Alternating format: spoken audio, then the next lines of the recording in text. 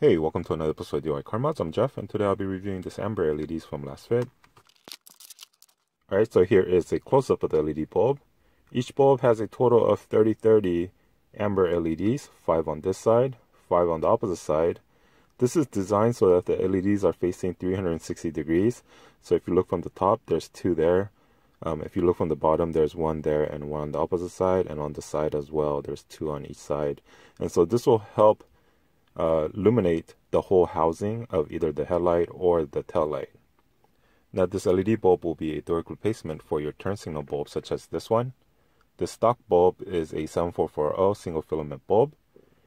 This LED is compatible with both dual and single filament bulbs, so as you can see it has 4 contacts and this one has 2. So this will work for both 7440 and 7443.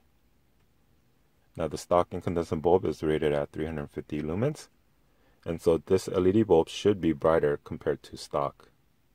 The LED bulb is non-polarity, so you can install it this way or this way, it doesn't matter, it'll work either way. Now when you do go ahead and swap out your turn signal bulb to an LED, you are going to have to install resistors to get rid of the hyperflashing issues.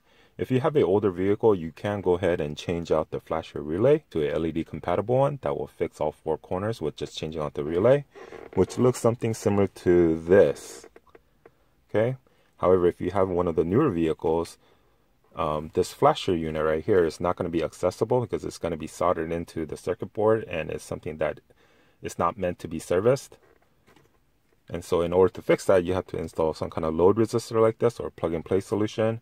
Installation is very simple. All you do is go ahead and remove your stock bulb. Take your new LED, insert it into the socket, like so. Make sure it's all the way in.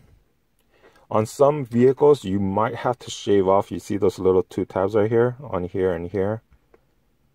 Those little bumps right there, you might have to shave that off. It's very easy to take off. You just need like a nail file or something, and you can just grind that out a little bit. But for my particular vehicle, it goes in perfectly fine, like that. Alright, so the passenger side is the new LED and driver side is the stock bulb. And I'm facing the sun right now. And so this is what it will look like during the daytime.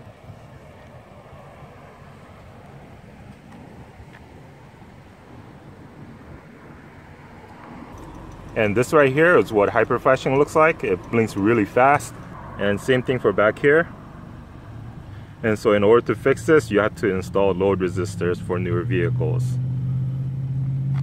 On my particular vehicle, I have a plug-and-play solution. And so I just need to connect that back. And the hyperflashing issue will go away. So I just need to go ahead and plug my harness back in. So remove your stock one. Plug in my adapter and then connect, oops, sorry about that, and connect these 2.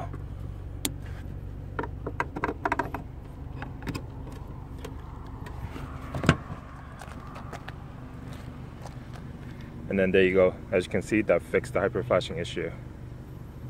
And it's back to normal. And here is a video facing away from the sun. Stock, new LED.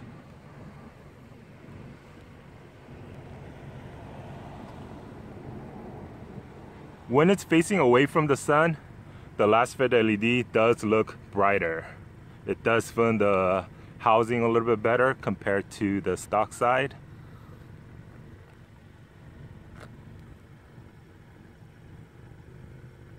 But when you're facing directly on the sun, the stock side looks better.